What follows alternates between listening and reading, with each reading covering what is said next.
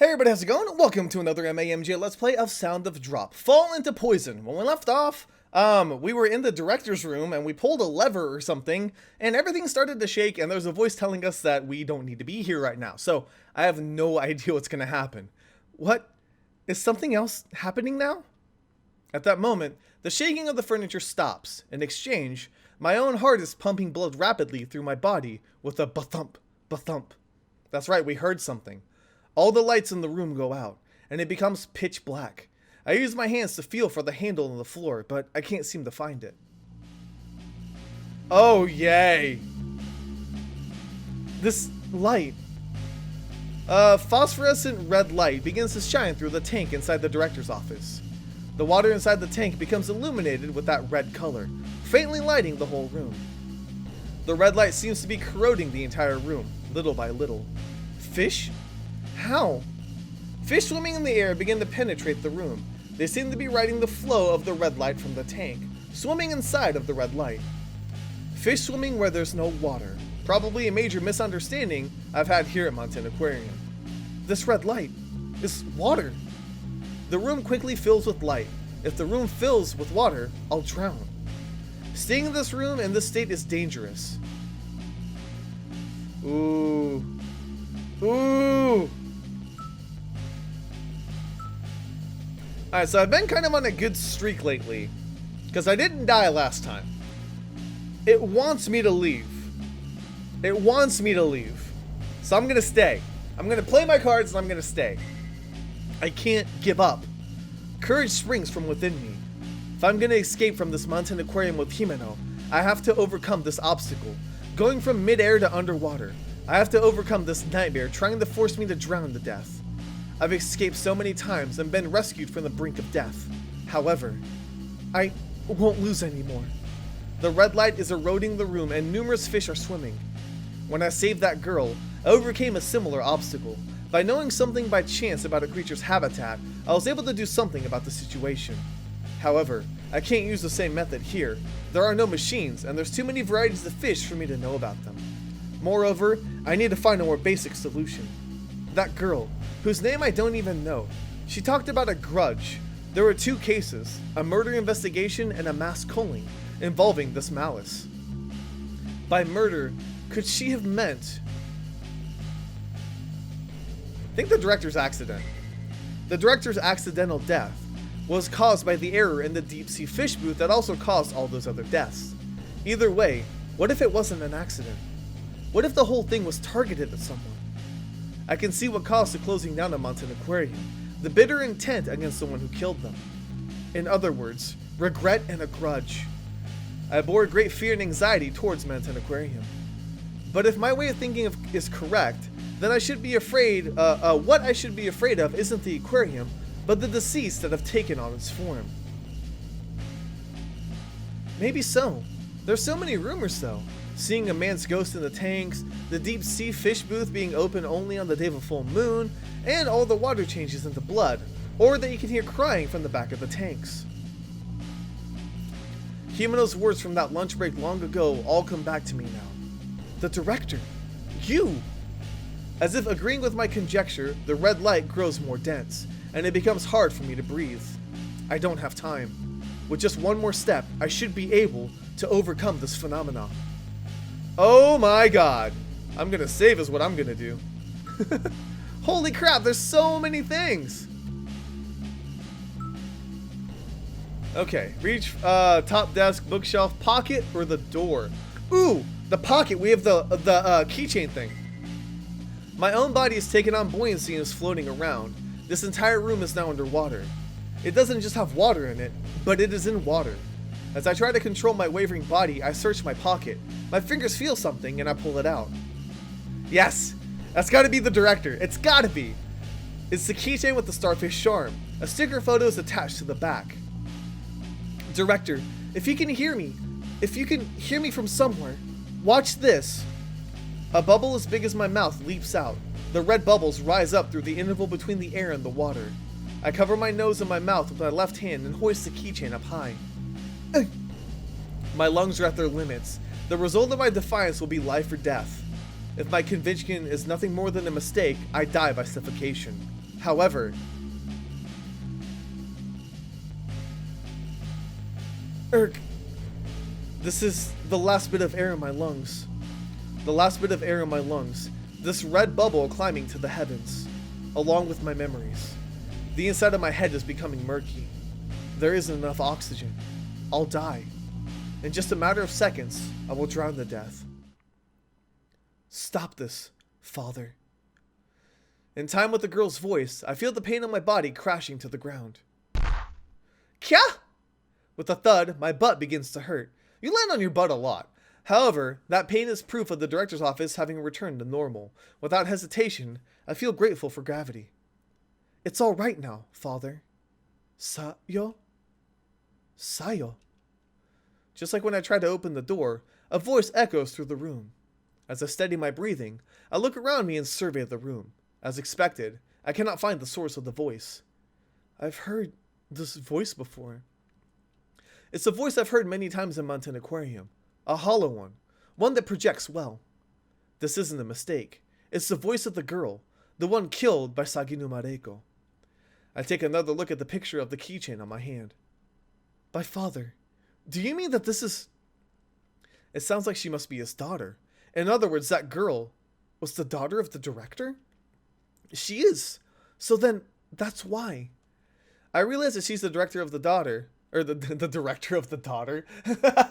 Daughter of the director whose murder was made to look accidental. Which is why she so tenaciously pursued the secrets of Mountain Aquarium.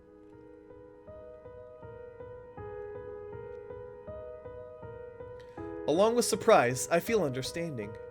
A blue light shines through the translucent tank. The ominous red light from earlier is no longer there. In the spaces between the blue light, I can see two silhouettes. Like images projected on a screen, they are a bit vague, but I can easily identify them. A middle-aged man and a girl. Two of them face each other in a pleasant manner. Sayo, you've gotten so big. The silhouette that appears to be the director says in a kind voice. I decide to watch the pair's conversation quietly for a bit, so as not to interrupt. You're making such a big deal of it. More importantly, I found her. The criminal who killed you. Sayo, you... Saginu Mareko. I was killed by her as well, but after coming to Mountain Aquarium so many times, I was finally able to confirm it on my own, so I'm more or less satisfied. Because of me. Even you were... Sayo, Don't say that anymore. I have no regrets. If you keep going, all my efforts will be in vain. I lived and died solely for my objective. Sayo says in a cool voice, talking about her objective even after her own death. What a tragic thing. Listening to Sayo's words, the director's mouth becomes a straight line as he looks down, holding back his regrets. Your face has changed so much in the last few hours. Huh? Me? Sayo shifts her gaze from the director to me. She turns her attention from the director and continues. The fact that you're not surprised to see a ghost really isn't normal, but I understand how you feel. Yeah, that's right. I suppose you could say I've gotten used to it. I wish I could have gotten to know your name. You never would tell me. It doesn't matter now, since I'm dead anyway. Even now, Sayo talks like it's someone else's problem. The director at her side responds to the question about her name. Sakuragi Sayo. That's the girl's full name. I am Sakuragi Isao, Sayo's father, and the director of Mountain Aquarium. So, you are the director after all. It would probably be more accurate to say former. But it seems I lost my sense of reason for a long time. I wonder why it's only now that I've regained my senses. Lost a sense of reason? He says it as if he's no longer the case. Nevertheless, his story seems to substantiate the theory that Mountain Aquarium gives form to grudges. Having returned to his senses, no strange phenomena should take place. On the contrary, I could say that the earlier poltergeist phenomenon the director caused would also serve as proof, but I don't need to blame him. Wasn't seeing Sayo-chan what returned you to your senses? Hey, stop adding chan. I have a name too. I don't like it. Then it's Sayo. I have a name too, Mayumi. So stop with the hey and you stuff. Sayo breathes an affected sigh, then continues talking. She looks listless, but somehow it seems like she's smiling. If your conjecture is right, Mayumi, then I'll probably be glad. Conjecture? that I returned my father to his senses. Fool. Is there anything to be happy about? If you hadn't died, you wouldn't have met me, my beloved daughter, dead because of me. Is there really anything to be happy about? Father, calm down. You'll make the aquarium weird again. I misjudged you, Sayo. I thought you were amazing because you were steadfast in your determination and your resolve, but I labeled you as a cold girl. Really? You were kind. Tears faintly gather in the director's eyes. If demons can have tears in their eyes, then ghosts can cry. That's why they call it infectious crying, I suppose. Even as I watch the two of them, the corner of my eyes become hot. The exchange between the two of them is so natural. It has the rhythm of a conversation between parent and child. It's something that won't happen again for them. I'm sorry. I couldn't save you. I saw you, Sayo, at the moment you got killed. I couldn't save you. I... Don't worry about it. This is a result of my own faltering. It isn't your fault, Mayumi. But... Don't you have someone else you need to save? If so, you can't waver. Sayo, you've matured. You become able to encourage others. Be quiet, father. Well, I'm glad you weren't killed by my father. You've grown up, Sayo. The air surrounding them warms my heart, but the realization that this is nothing more than a transient moment causes my chest to tighten. Huh? You two. Suddenly, the blue light changes to white. It floods the room like a fluorescent bulb, gradually growing stronger. Without realizing it, I narrow my eyes. What's happened all of a sudden? Who knows? Maybe we're crossing over. I'm satisfied, knowing who the killer is. What? But wait, just a bit. Crossing over, no longer having any attachment to this world. Sayo has achieved her goal. She and the director have miraculously reunited after overcoming space and time. No! I cry out from the bottom of my heart. However, I can't give that scream voice, because Sayo knows my resolve. I don't want her to see me acting uncool, because even though Sayo is dead, she is cheering me on.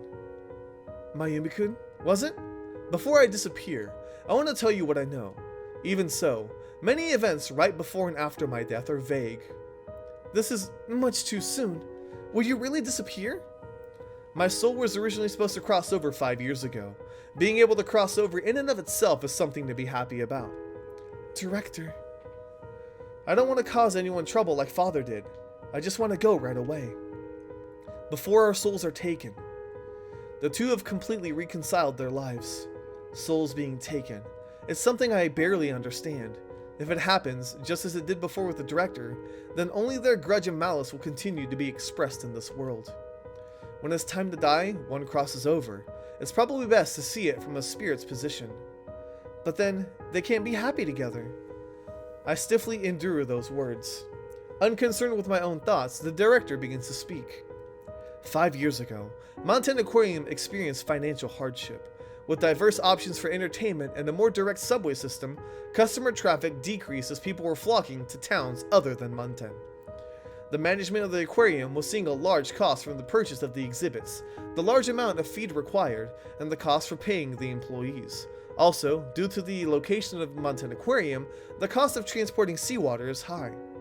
In addition, the deep-sea fish booth that served as the centerpiece at that time used the latest technology and required enormous maintenance costs due to its size. I was being pressured by many decisions, letting go of employees, reducing display space, the widening of the target demographic, and the closing of the deep-sea fish booth. I couldn't bring myself to cast aside anything from my beloved aquarium. I tried to do the impossible in the hopes of producing results, but in the end, it boiled down to a confrontation with Saginu Mareko and those who stood with her. I was eliminated in the most rational way possible. In other words, I was killed. It was made to look like an on-the-job accident. The director continues, unperturbed by my trembling. I rise to my feet and reach out a hand to Sayo. She's also listening quietly to the director's matter-of-fact way of speaking.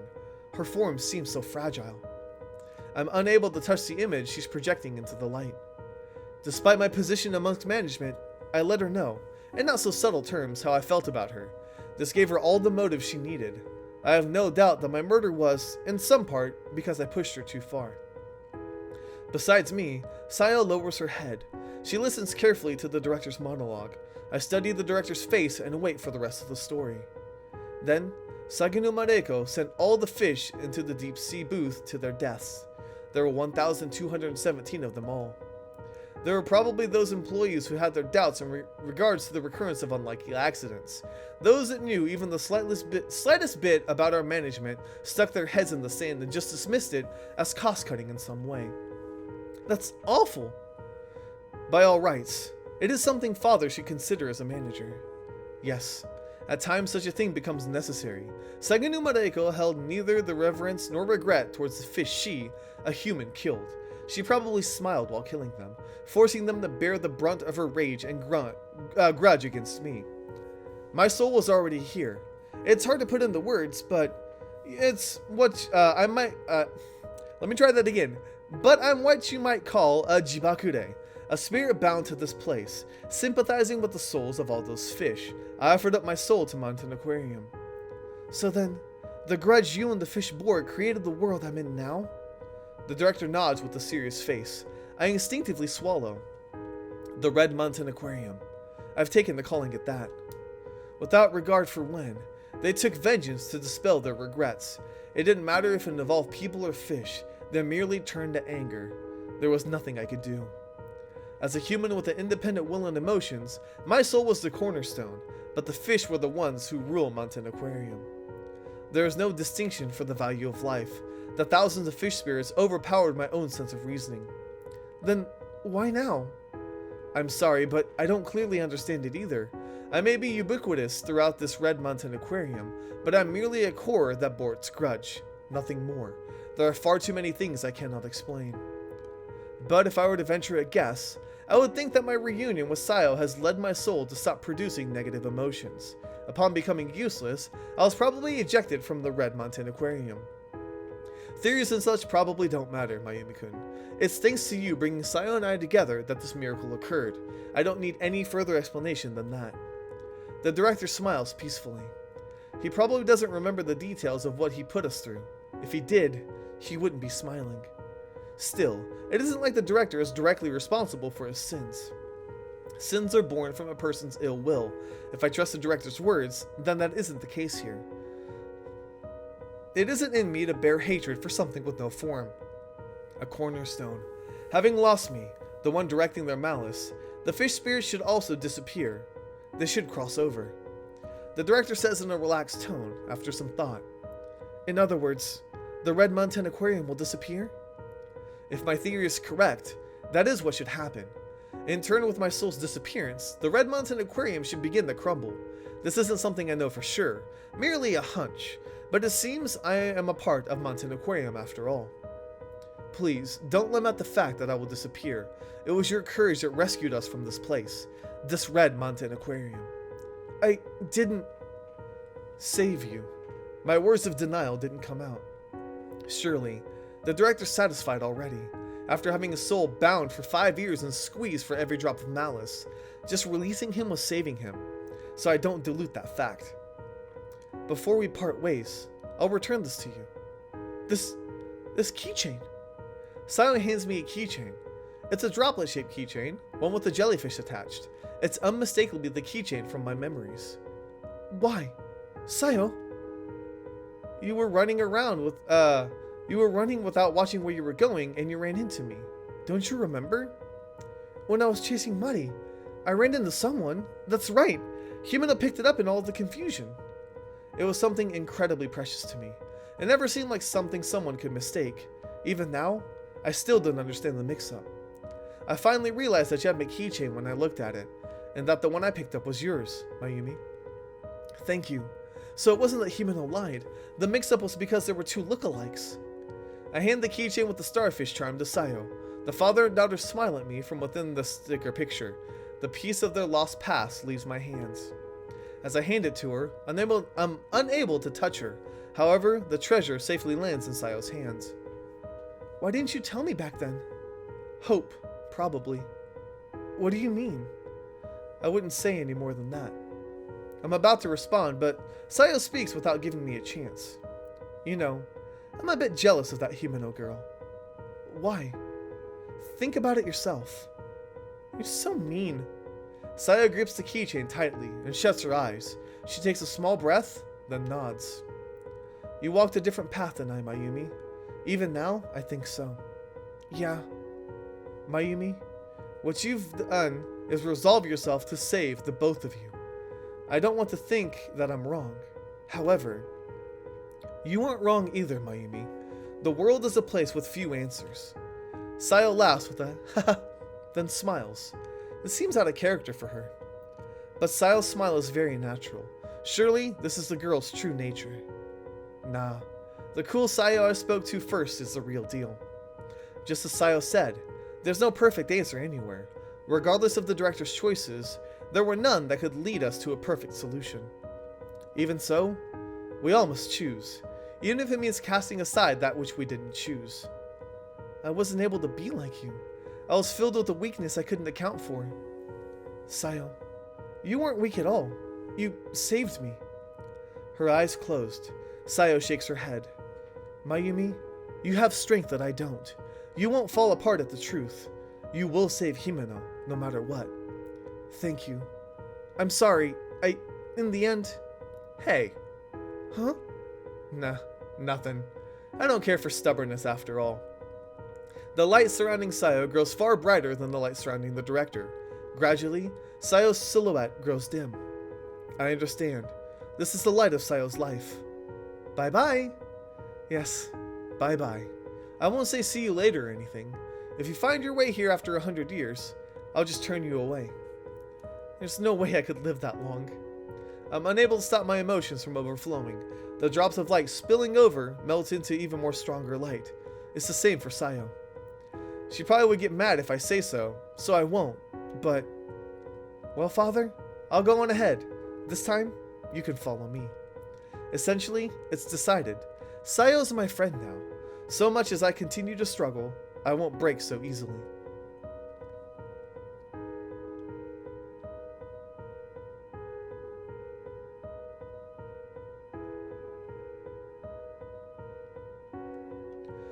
By the time I've wiped away my tears, Sayo's light has already vanished. The director closes his eyes and begins to pray. Seeing me stand up, he quietly opens his mouth. I don't know exactly what will happen when this place crumbles. Before it happens, I think it's best that you get out of Mountain Aquarium. I want to ask you about Saginuma Reiko-san. She's still alive in this aquarium, isn't she? The woman who killed not just the director, but his daughter too. Her insane smile is etched into my mind and it won't disappear. She shouldn't be living. I can't remember it clearly, but I do know this. Mountain Aquarium did exact its vengeance on her. If she's still here in the aquarium, then she's nothing other than a ghost. She's a captive soul, bound here by the grudge and malice that pervades this place. If so, when this place crumbles, she'll disappear as well. You needn't worry. I don't need to worry? Is that true? Those things left behind in time will not change. I understand. That and... Yes? What is it? You didn't see a girl called Muddy somewhere, did you? She looks like Sayo when she was a child. Perhaps, like you, she became a spirit and is in this Mountain Aquarium. I have asked the disappearing director something that has caught his attention. If he is one with Mountain Aquarium, then perhaps he knows something. However, that hope is quickly dashed. I do not know. Ever since my death, my mind has become rather vague and fragmented. Is that so? However, as it is vague, I cannot definitively say that she isn't here. In the deep-sea fish booth where I lost my life, there may be some truth even I do not know. Speaking of which, Director, when you were under the influence of the grudge, you told me to leave. Did you understand where, somewhere deep down, the danger of a place where you were killed? I wonder. Honestly, I do not know.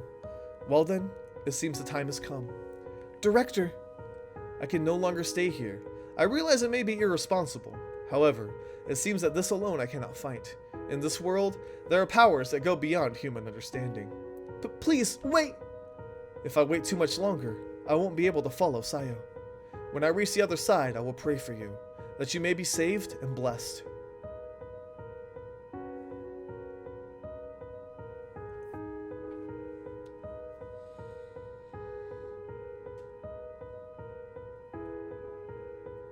I'm unable to stop him as he's wrapped in a brilliant light, just as Sayo was. In the next moment, his form is gone. Was he able to cross over? My question is directed at thin air, so naturally there's no reply. I wonder if this is a time when you should say congratulations. Thinking it over a bit, I look up. In that position, I close my eyes. Please, find peace. Before I realize it, I'm alone again, but it's alright. Even if something happens, I will not fail. I have prepared myself. Well then, I have to walk on. Okay, so, I'm gonna save. And that is going to be the end of this episode here. Now, I wonder why it's red. Because, like, red means a choice that leads to death. But I'm 90% sure I'm going to go back to Himeno first before I try to go to the deep sea fish booth. So we'll see what happens, if Himeno's okay, or what's going on with her. If she survived, I have no idea. But that's going to be my first choice, and then if it ends up being terrible, terrible idea, then we'll head for the deep sea fish booth. Oh, yeah, because that's where the sister is. That's going to be tough. Okay, so anyways, I'll go ahead and leave this episode here, and I will make a choice next time. So thank you guys so much for watching. Let me know if you enjoyed. I'll see you guys on the next MAMJ. Okay. The feeling that I've begun floating upwards grows even stronger. Yes, there's nothing, yet everything there. It's really fun, very soft, and a place we can always be. A world of happiness. This seems bad. Very, very bad, because either she's gonna kill us, or I have a feeling Mayu's gonna forget about Himeno, and I don't want her to forget about Himeno. Happiness. I don't really understand what Muddy's trying to say, but if it's happiness, that might be okay.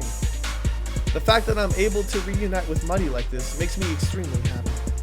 My thoughts melt together in happiness at being with Muddy. I smell something sweet, with a hint of lemon. If that's what the world will be like, we'll surely be happy.